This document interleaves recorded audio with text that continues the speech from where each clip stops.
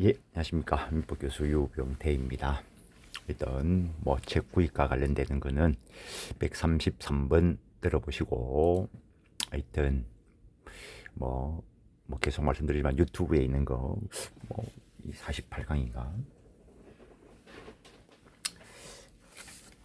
하여튼 거의 중급 수준입니다. 옛날에 2000년도 초반에 약간의 고급 수준으로 그 범위만큼을 촬영했는데 한 80 몇 강을 촬영한 적이 있는데, 그 파일을 받아놨어야 되는데, 하여튼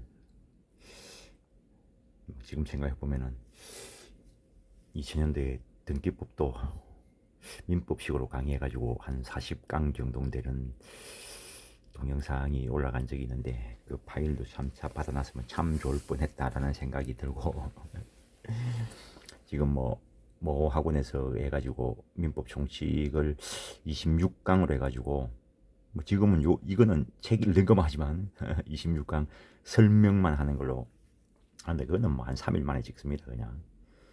근데 지금 이 유튜브 지금 이거 들으시는 분들은 30분씩 빨리 해가 올리지 싶은 같은 그런 마음을 가질 수도 있는데 보시는 여러분들은 30분 보지만, 그래도 이거 촬영하는 게 30분이지만 촬영하기 전에 대충 준비하고 한 30분 걸리고 촬영하는데 30분, 그 다음에 유튜브에 업로드 하는데 한 30분 걸립니다. 업로드 해놓고 이제 내도 퇴근하면서 이제 또 한 30분 들어보면 그 30분 올라가는 거에 내가 투자하는 시간이 하루에 2시간입니다. 그거. 그 정도 하시고 114페이지 7번 법률행위에 수반된 조건이 반사회적인 경우, 법률행위 자체는 아무런 하자가 없는 거라 하더라도 조건이 반사회적이면은 전체적으로 무효가 된다라는 거. 그게 무효가 안 되면은 재벌 한 사람 납치해가지고, 납치는 아니고 재벌 한 사람한테 가가지고 야 돈 100억 달라, 돈 100억 달라 할 수 있죠. 정려 청약을 할 수 있고, 그쪽에서 정려 승낙을 하면 정려 계약이 체결되겠죠. 안 주면은 너 밤길 조심해야 된다, 약간 이런 조건을 붙였다고 봅시다. 그래가지고 그 조건 때문에 쫄아가지고 승낙을 한다면은, 정려 계약 자체만 놓고 보면은 반사적인 내용이 없죠. 밤길 조심해라 그것 때문에 반사회적인 게 되는 거죠. 그때 만약에 조건만 무효로 한다 이러면은 그 사람은 배급 줘야 될 의무를 부담하게 되는 거죠. 전체적으로 무효가 된다라는 것. 동기의 불법하고 비슷하게 생각하면 됩니다. 동기는 표시되거나 알려졌을 때 반사회적인 내용으로 담겨져 있는 것이고, 조건은 표시가 돼가지고 법률행위에 특별 효력 요건으로 위치하는 거죠.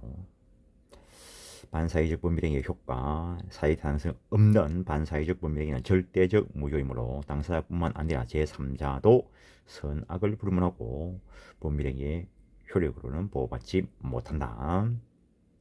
그 원인이 존재하는 한 무효임을 알고 추인해도 새로운 행위로서 효력이 발생하지 않는다.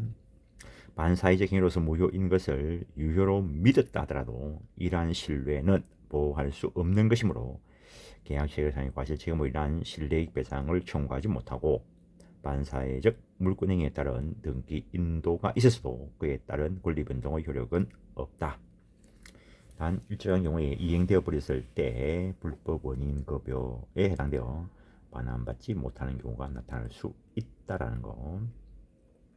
불법 원인 급여, 그냥 그런 게 있다는 거 보는 자리입니다. 이게 재건법 강론 쪽에 가서 볼 내용입니다.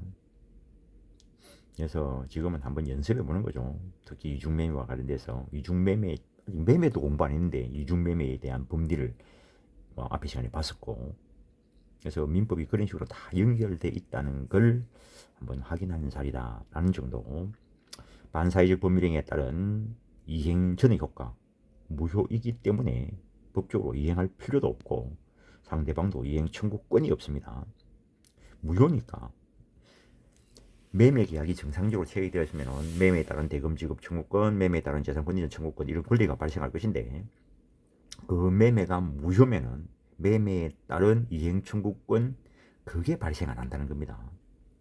반사회적 법률행위에 따른 이행 후의 효과, 불법 원인 급여와의 관계에 대한 견해 대립, 불법 원인 급여가 문제되는데 학설은 103조에 위반한 행위는 모두 746조에 해당하므로 즉 불법 원인 급여 본문에 해당하므로 부당이득 반환은 인정되지 않는다는 견해와 103조에 위반한 것 중에서 소권을 거부할 만한 가치가 있는 것이 하나여 746조가 적용된다는 견해 및 103조에 위반하면 모두 746조에 해당하나 출연이 원래 기속되어야 할 제3자에게 기속되는 경우에는 예외적으로 급부 반환이 인정된다는 견해, 이런 식으로 견해가 대립하고 있다는 거.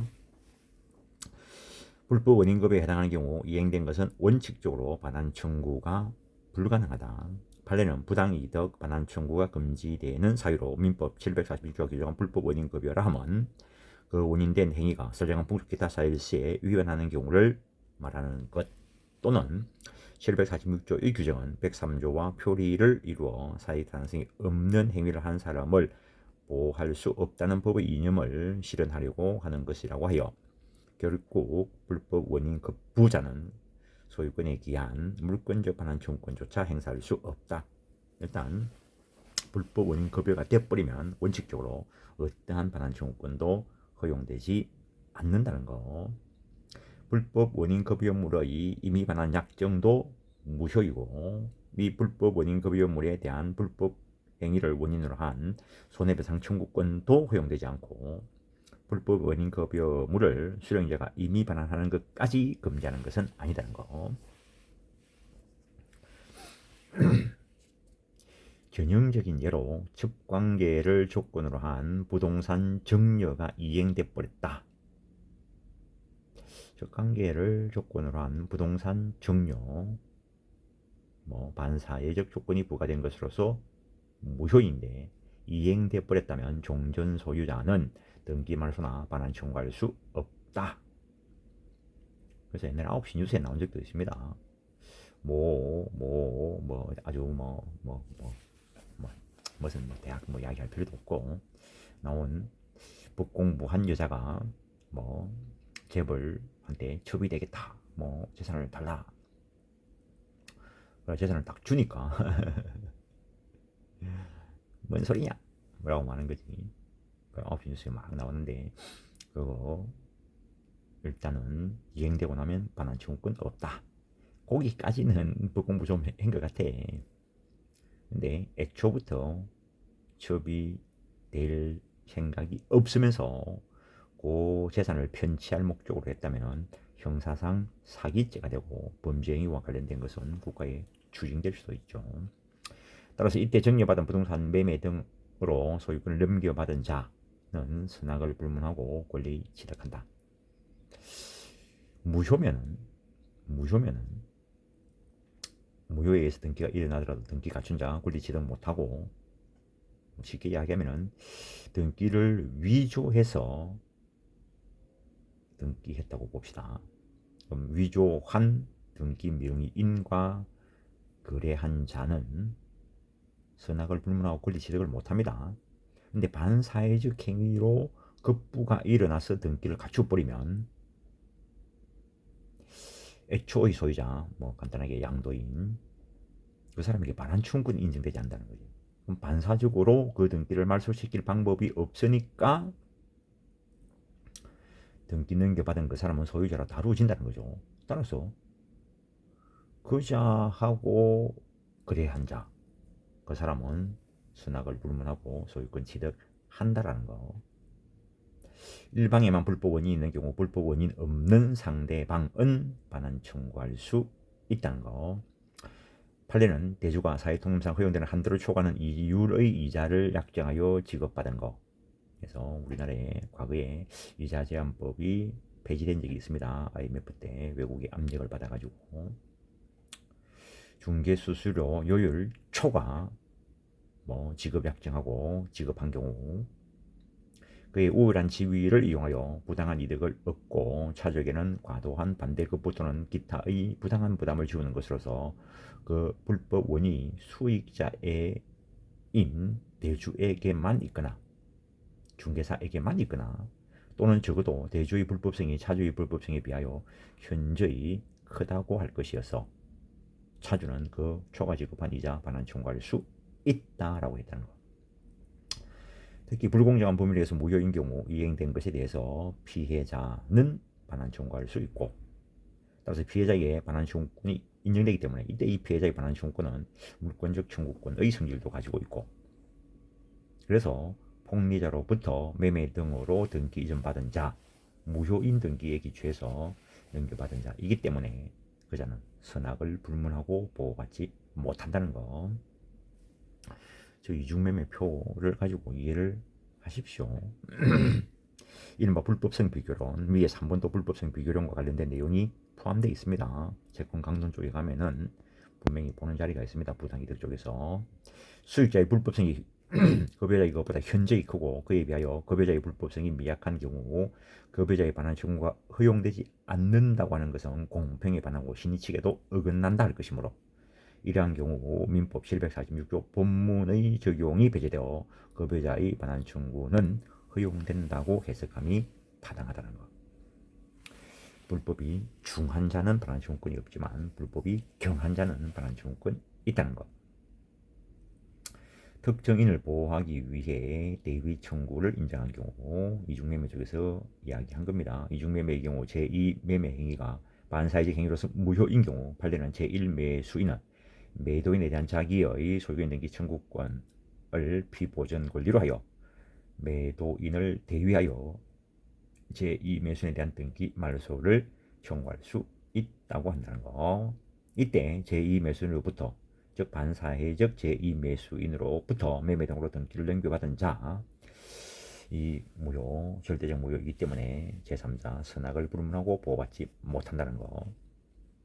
강행 규정 위반이지만 반환이 규범 목적에 부합하지 않는 경우, 그래서 불법 원인 급여에 해당하는 것은 그 반사회성 있는 원인에 기한 것을 불법 원인 급여라고 한다는 거.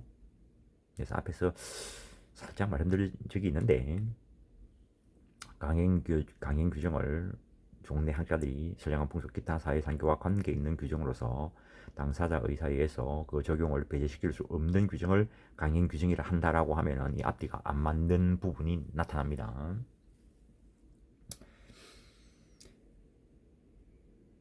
강행 규정 위반이지만 반환이 규범 목적에 부합하지 않는 경우 민법 746조가 불법 원인으로 인하여 재산을 급여한 때에 그 이익 반환을 청구하지 못한다고 규정한 뜻은 그러한 급여를 한 사람은 그 원인 행위가 법률상 무효임을 내세우고 상대방에게 부당이득 반환 청구할 수 없음은 물론이고 급여한 물건의 소유권이 자기에게 있다고 하여 소유권에 기한 반환 청구권도 인정될 수 없다.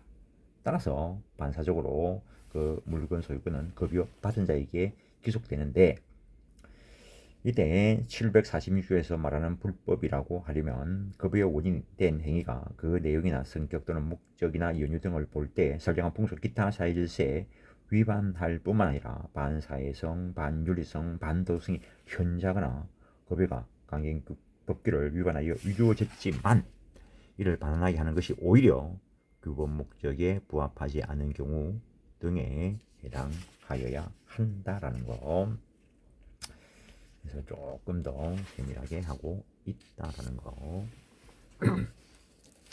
단순한 강행 규정 위반으로서 무효인 경우에는 반환 청구가 허용되는 게 원칙입니다. 그러나 그 강행법규 취지가 반사회적인 것을 내용으로 하고 있다면은 그때는 역시 불법인 것이기 때문에 반환 청구가 허용되지 않는다는 거. 불공정한 법률행위 104조, 104조는 103조의 예시 규정이다. 3번에 그런 이야기가 있습니다.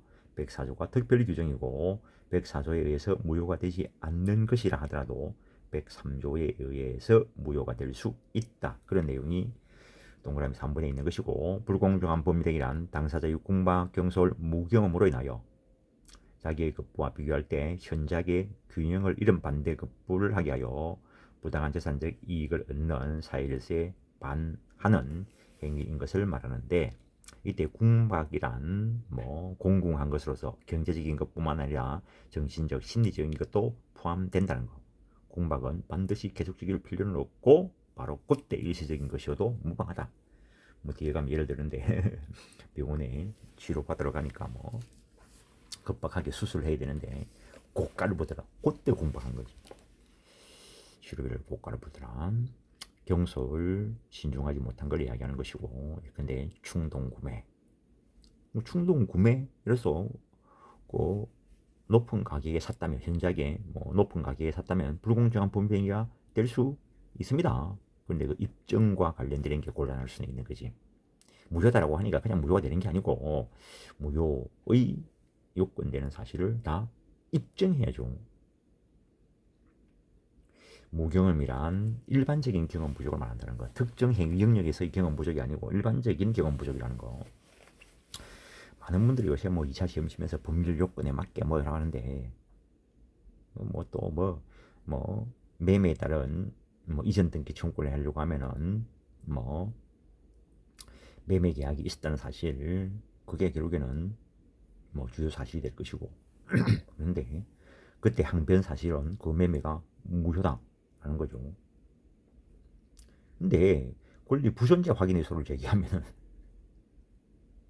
무효와 관련되는 그게 요건 사실이 되겠지. 살짝 한번 생각해 보십시오. 그래서 요건 사실 그게 너무 얽매일 필요 없습니다. 가장 간단하게 이야기하면은 그 소장 청구 원인에 쓰는 요건 사실, 자기에게, 주장자 원고에게 유리한 것만 쓰면 돼. 시간 순서에 따라, 육하 원칙에 따라서 유리한 것만 쓰면 돼. 그걸 막 외우고 쓴다는 그게 더 이상한 것이. 기계적으로 유리한 거 불리한 게 이게 민법 공부가 딱 돼가지고 판단이 돼야 되는 거지. 폭리행의 요건, 급부와 반대급부의 현저한 불공정한 행위의 존재, 불공정성은 객관적으로 판단한다. 당연한 이야기겠지. 주관적으로 판단하면 자기가 안 중요한 게 어디 있어. 판단 시점, 행위시 기준, 공박경설, 무경의 존재. 이것 중에 한 개만 있으면 된다는 거. 대리행위에 이르렀다면 경솔 무경험은 실제 그 행위를 하는 대리인을 기준으로 판단하고, 공박은 본인 기준으로 판단한다는 것. 피해자의 공박, 경솔, 무경험을 폭리자가 이용했어야 된다는 것. 의도설 입장, 단순한 악의 정도를 넘어서는 적극적 이용이 있어야 된다는 것. 무효가 되기 위한 폭리행위의 입증 책임, 현장 불공정 또는 불균형한 객관적 요건이 존재하여도 피해자의 주관적 사정, 공박, 경솔, 무경험이 추정되지 않는다는 것. 따라서 무효 주장자가 객관적 요건과 주관적 요건 모두 입증해야 된다는 것. 폭리행위 효과, 이행하지 않았다면 이행할 게 없습니다. 무효니까. 상대방은 이행 청구권도 없고, 불공정한 법률 행위로서 무효인 경우에 추인에 의해서 그 무효인 행위가 유효로 될 수도 없다라는 거. 당연히 법정 추인 규정도 적용될 여지가 없다라는 거. 여기에 만약에 법정 추인 제도를 적용시켜 버리면 불공정한 법률 행위 규정을 둘 필요가 없습니다. 이행한 급부의 반환 청구 허부, 폭리를 당한 자는 당한 거죠. 불법 원인이 없죠. 그 자는 반환 청구가 가능하다. 폭리 행위를 한 자는 반환 청구는 없다. 폭리 행위에 대한 부재소 합의의 효력, 폭리 행위로 불이익을 입는 당사자로 하여금 위와 같은 불공정성을 소송동 사법적 구제 수단을 통하여 주장하지 못하도록 하는 부재소 합의 역시 무효다. 이게 유효면 공부 좀 한 사람은 다 피해가게. 불공정한 법률행위의 제3자에 대한 효과. 불공정한 법률행위는 절대적 무효이므로 폭리행위자와 그리한 제3자는 선악을 불문하고 보호받지 못한다. 물론 그 제3자가 자기의 권리 취득 요건을 구비해서 취득하는 것은 별개입니다. 법률행위하고만 관련된 폭리행위 때문에 말하는 것이지. 불공정한 법률행위도 무효행위 전환의 범위는 적용될 수 있습니다. 그래서 뭐 급하게 물건을 팔아야 되는 사람한테 10억짜리 물건인데 그 급박한 사정을 이용해가지고 1억에 매입을 했다. 이용을 해서 했으니까 불공정한 행위로서 무효다. 그 무효인 줄 알았더라면은 다른 법률행위를 의혹하였으라 인정될 때 다른 법률행위 1억짜리 매매 계약으로 전환시켜서 유효성을 인정할 수는 있다는 것. 104조의 적용 범위 지금 우리가 법률행위 하고 있습니다. 그래서 급부와 반대급부의 비교가 가능한 유상행위, 매매, 교환, 뇌물변제 이런 거에 대해서 적용될 수 있으면 당연하고 판례가 채무면제와 같은 행위 뭐 요거 상대방 있는 단독행위 이렇게 표현하는 분도 있고 이거는 채무면제 계약이다 이렇게 보는 견해도 있습니다. 여기에도 적용한 바가 있고 이 채무면제 채권 포기와 관련돼 가지고도 뭐 뒤에 숨은 내용이 그런 거죠. 건설 현장에 일하는 남편을 위해서 부인이 보험을 들었는데 뭐 한 달에 한 50만 원 정도 들면은 실제 보험 수익이 얼마쯤 될까요? 뭐 2, 3억 되려나? 그래서 보험금 50만 원 넣고 한 2번이었는데 남편이 건설 현장에서 사망했어. 그래서 보험금 지급 청구를 하니까 뭐 보험회사에서 한 100만 원 내놓고 지금 3억을 달라면 어떡하냐고. 뭐 상황이 그러니까 뭐 한 1,000만 원 줄 테니까 뭐 앞으로 어떤 이의도 제기하지 않겠다라고 해라. 괜히 피곤하게 하지 말자. 그러니까 그 순진한 아줌마가 뭐 사인 해준 거죠. 뭐 사인 해주고 나서 나중에 생각 어디 물어보니까 아니 뭐 채무면제 그거 불공정한 행위로서 무효라는 거 어청계 결의에 대해서도 적용한 판례가 있고 근데 앞에서 정료와 관련돼서 이야기한 적이 있는데 무상행위, 기부행위, 정료와 같이 아무런 대가 관계없이 일방이 상대방에게 일방적인 급부를 한 행위에 대해서는 우리 판례가 비교 개념이 없어서 불공정한 법률행위가 적용될 수 없다고 했다는 거. 근데 판사님이 산수를 못하는가? 0하고 1하고는 엄청난 차이인데 어쨌든 우리 판례는 정례에 대해서 불공정한 법률행위를 적용하지 않는다고 했다는 거. 그 다음에 지금 우리가 하고 있는 거는 법률행위, 사법상 거래행위와 관련돼서 보고 있습니다. 따라서 공경매, 법률 규정에 의한 물권 변동이죠. 거기에는 104조가 적용되지 않는다는 거. 그 정도 하시고 법률행위 해석, 법률행위 해석의 개념, 법률행위 해석이란 것은 결국에 법률행위의 목적 내지 내용을 확정하는 것을 말하는데 이는 법률행위에 대한 그 효과를 부여하기 위해서 먼저 그 법률행위의 내용이 명확히 확정되어야 하기 때문이다. 즉 법률행위 해석은 법률행위의 성립뿐만 아니라 그 유효성 여부를 판단하기 위해서 선결되어야 할 사항인데 법률행위에서 당사자가 의혹한 법률 효과의 내용을 인식, 확인한다는 것은 결국 법률행위를 구성하고 있는 의사표시 내용을 정확하게 파악하는 것이다. 결국에 의사표시 해석에 귀결된다는 이야기.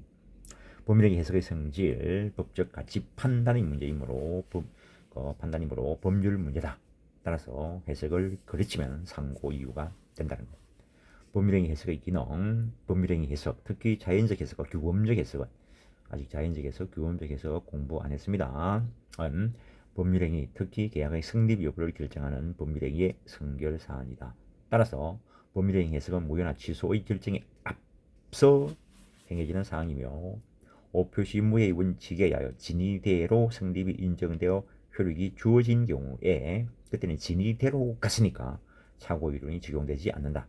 즉 법률행위 해석은 의사표시의 존재를 확인하고 그 의사표시 내용을 확정하여 법률행위 성립 여부를 결정하거나 자연적 해석, 규범적 해석에 의해서 결정하거나 법률행위 내용을 보충하는 보충적 해석이 있다.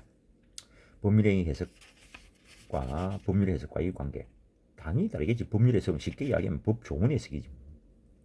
법률행위 해석은 결국에 목적을 확정시키기 위한 의사표시 해석에 귀결되는 것이고 재판을 통하여 법적 3단론법에 의해 법을 적용하기 위해서 대전제가 되는 추상적인 법의 근본 취지 내지 법의 목적을 밝혀 법원의 내용을 확정하는 법률 해석과 소전제인 구체적 사실 중의 하나인 법률행위의 목적 내지 내용을 확정하기 위한 법률행위 해석은 구별된다. 법률 해석은 크게 권한을 가진 국가기관이 하는 유권 해석, 거기에서 입법기관이 하는 입법 해석, 사법기관이 하는 사법 해석. 뭐 행정부에서는 행정해석과 법률학자 등이 하는 학리해석. 학리해석에는 법규의 문자나 문장의 의미를 밝히는 물리해석과 문자의 의미에 구속되지 않고 법 체계 전체의 체계적 조화를 위한 논리적 체계적 해석, 거기에 물론 해석, 반대 해석, 축소 해석, 확장 해석, 유추 해석 등이 있다. 그 정도. 법률행위 해석의 주체와 대상 및 목표. 법률행위 해석의 주체, 결국에 법원이 하겠죠. 법원이 재판 과정에서 법원이 법률행위 해석을 하겠죠. 그렇지만 재판관이 법률행위 해석하면서 표시된 문자나 언어 및 법률행위 해석에 관한 당사자의 약정에 후속되지는 않는다. 근데 계약서가 있으면은 계약서를 기준으로 해석하는 게 맞을 겁니다. 그러나 뭐 반드시 거기에 구속되지는 않는다. 당연한 이야기겠죠. 거기에 구속된다면 법원을 둘 필요 없어. 계약서대로만 하면 되는데. 법률행위 해석 대상 및 목표. 법률행위 해석은 법률행위의 목적을 명확히 하기 위하여 의사표시 해석에 귀결되며 법률행위 해석의 기본 목표는 당사자의 의사를 밝히는 데 있다. 따라서 의사표시의 존재 여부의 검토도 법률행위 해석에 포함된다. 그러나 그것이 당사자의 내심의 의사를 탐구하자는 것은 아니고 그 의사의 객관적 표현이라고 볼 수 있는 표시 행위를 대상으로 하여 표시 행위의 객관적 의미를 밝히는 것이다 라고 이야기하고 있다는 것. 밑에 부분 한번 읽어보시고, 법률 뭐 옛날에는 이 부분이 뭐 객관식에서 수도 뭐 나오고 뭐 어떤 식으로 나오고 했는데, 물론 뭐 요즘도 객관식에서 나오는 부분이 있습니다. 그 도해적에서도 설명한 게 있고. 근데 뭐 옛날에 비해서는 이런 이론적인 부분이 많이 뭐 시험에서 약화됐다는 거예요. 특히 옛날에 뭐 내가 사법시험 공부할 때는 형법으로 치면 형법 총론이 대세였습니다. 그런데 요즘은 뭐 형법 총론 문제 자체는 거의 찾아볼 수가 없어. 뭐 주관식에서 강론 위주로 해가지고 총론이 양념적으로 좀 들어가면 실력을 보일 수 있는 거는 되겠지만, 그 정도 하시고. 법률행 해석 방법, 자연적 해석 방법.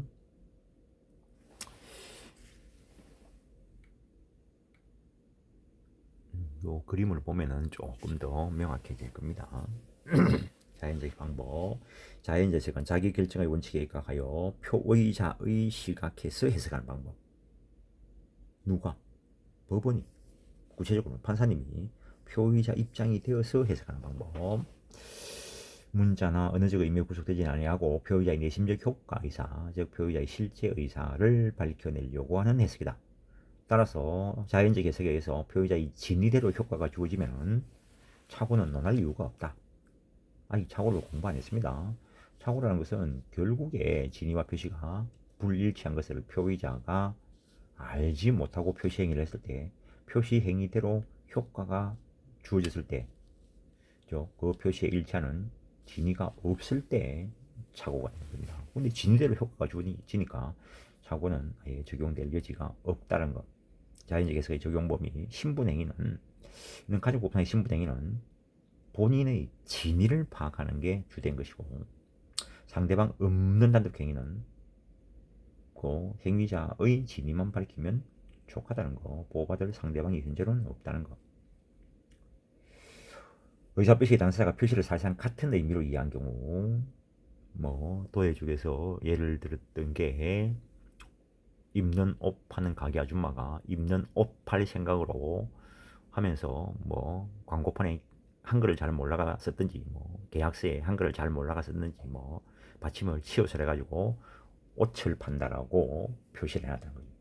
매입하는 사람도 입는 옷 사러 왔는데, 이 사람도 한국어 실력이 딸리는지 모르겠지만 계약서에 옷이라고 써 있는데 거기에 도장을 찍었다는 거예요. 남들이 보면은 옷을 뭐 하는 그 뭐지 옷딱 햄버거 때 먹는 그 옷을 사고 팔고 하는 계약서처럼 보이지만, 실제 이 사람 진위는 입는 옷 팔고 사고 하는 계약을 한 거라고. 일치한 진위대로 효력을 발생시키는데 잘못된 표시는 아무런 영향을 미치지 못한다. 그걸 두고 옛날에 오표시 무회의 원칙이다라고 이름을 붙인 분이 계시다는 거. 합의로 표시를 해줄 수도 있죠. 뭐 극단적으로 뭐 총기를 팔고 사기로 하면서 계약서에 총기 팔고 사고 한다 이러면은 바로 덜미가 뭐 걸릴 것 같으니까 기타를 팔고 산다. 남들이 보면은 기타 팔고 사는 것 같은데 내부적으로 가보면은 총기를 팔고 사기로 했다는 거예요. 합의로 그랬을 수도 있고, 조금 전에 옷 가지고 말씀드린 착오에 의한 오표시가 있을 수도 있다는 거. 진위대로 효력이 발생한다 했습니다.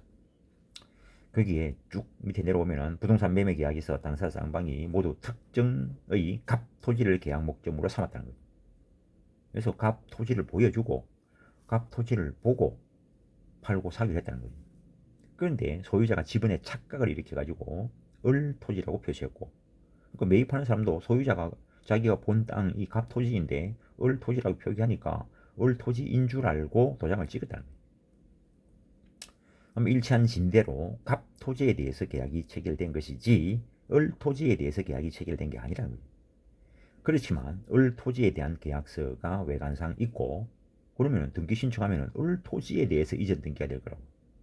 그래서 을 토지에 대해서 이전 등기가 일어나더라도 이거는 을 토지에 대한 매매 계약이 없는 거기 때문에 그 등기는 무효다는 거예요. 이때 매수인은 을 토지에 대해서 시효 취득도 못합니다. 거기에 대해서는 소유 의사 자체가 없어.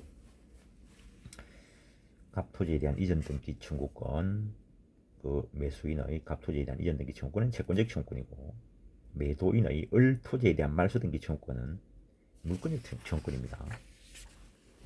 그 정도 하시고, 뭐 지금 처음 공부하시는 분이 그게 채권적 청구권이다, 물권적 청구권이다 판단할 능력이 있으면 그게 이상한 거지.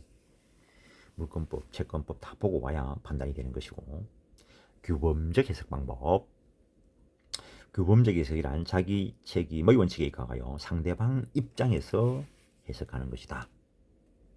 그래서 상대방 입장에서 표시 행위의 객관적 의미를 밝히는 것을 규범적 해석이다 라고 이야기한다는 것. 일단 해석상 자연적 해석이 규범적 해석에 선행하고, 자연적 해석 결과인 진위와 규범적 해석의 결과인 표시 행위의 의미가 불일치한 경우에 그때 착오 취소 법리가 적용될 수 있다는 것. 규범적 해석의 적용 범위, 일단 상대방 있는 의사 표시라야 될 것이고, 상대방이 없거나 상대방이 보호할 필요 없는 자라면은 그 자를 위한 규범적 해석 안 해준다는 거.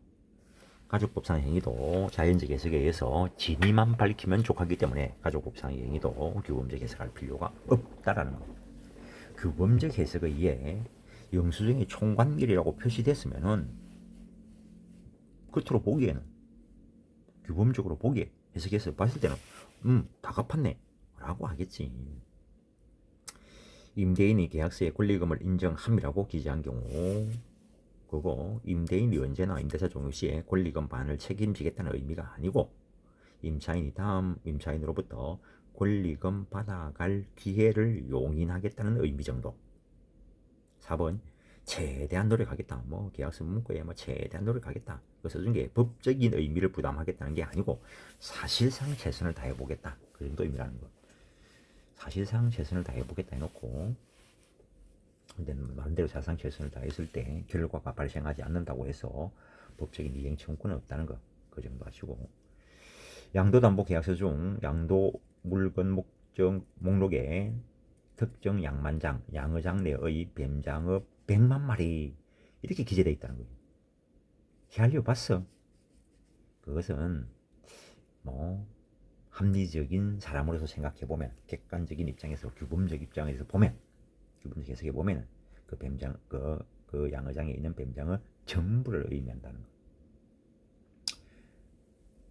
8번 뭐 공인중개사의 업무 및 부동산 거래 신고에 관한 법률로 정한 중개 해당 행위에 해당하는지 여부는 중개업자의 뭐 주관적 의사로 판단할 게 아니고, 중개업자의 행위를 객관적으로 보아 사회 통념상 알선 중개 행위라고 볼 것인가의 여부에 따라서 판단해야 된다는 것. 명의대여나 타인 명의로 법률의 행위를 하여 행위자와 명의자가 일치하지 않는 경우 이 판례는 민법총칙에서 여러 번 소개됩니다. 나중에 대리조에 가서 전체적으로 설명을 할 건데 하여튼 알아는 두십시오. 요 근래도 주식 거래도 그렇게 일어난 것 같던데 유튜브에서. 근데 저 시골 동네에 같은 연도에 태어나서 같은 초등학교, 중학교, 고등학교를 졸업하고 다 결혼하고 이제 가정을 가지고 있는데 그 동네 시골인데 시골이어도 막 10명, 20명은 있죠. 친구들 옛날에는. 그 중에 한 친구가 K라는 친구가 A인체 하면서 K라는 친구가 A인체 하면서 A 명의의 공인인증서, 휴대폰 개설, 통장 개설 해가지고 A인체 하면서 내부업체, 보험사 해가지고 막 10군데 대출을 받았어. 그래가지고 A인체 하면서 받은 거 한 5천만원, 동네 사람들 다른 건 한 10명 해가 각각 5천만원, 한 5억쯤 되죠. 20명이면 10억쯤 될 거고. 그래가지고 대출을 받고 이자를 지급할 동안에는 실제 A는 그 사실을 전혀 알지 못했죠. 요 유튜브에 그 관련 내용 저 앞쪽에 있습니다. 재무부존재 확인의소를 제기했던 건데 나중에 이자를 지급 안 하니까 이제 보험회사 대부업계에서 A한테 연락이 와가지고 부랴부랴 어제 내를 찾아온 거죠. 이게 전형적인 타인 명의로 한 경우로서 행위자 K와 명의자 A가 불일치한 경우죠. 그 효과를 누구에게 귀속되게 해야 될 것인가? 결국에 K한테 귀속돼 인체한 상대방은 행위한 K가 A인 줄 아는 거지. 그러니까 A인 줄 알고 K한테 빌려준 거지. 그걸 가지고 이거 대부업계 보험사 10군데 승소 판결을 받았습니다. 상대방은 변호사 여러 명 끼고 왔지 뭐. 그 중에서 또 몰아가지고 그 항소심까지 또 항소까지 제기해가지고 이제 대법원까지는 안 따라왔으니까 판례를 정확하게 한번 심을 수 있었는데 항소심에서 패소하고 상고를 했으면은 확실한 판례를 하나 만들어주는데 아래쪽에 한번 찾아보십시오. 궁금하시면. 당사자 결정은 행위자와 상대방의 의사가 일치하면 그 일치한 그자가 계약 당사자가 될 거다. 그렇게 해석하면 자연적 해석과 관련되고 일치하지 않는 경우에 상대방이 합리적인 사람으로서 결정하는 그자. 그렇게 하면 규범적 해석이 될 것이다 라는 거. 그에 의해서 당사자를 결정할 거다라는 것. 당사자가 결정되었을 때 이제 대리 문제냐, 유권들이냐, 무권들이냐, 아니면 대리하고 관계없느냐 그렇게 가겠죠. 보충적 해석.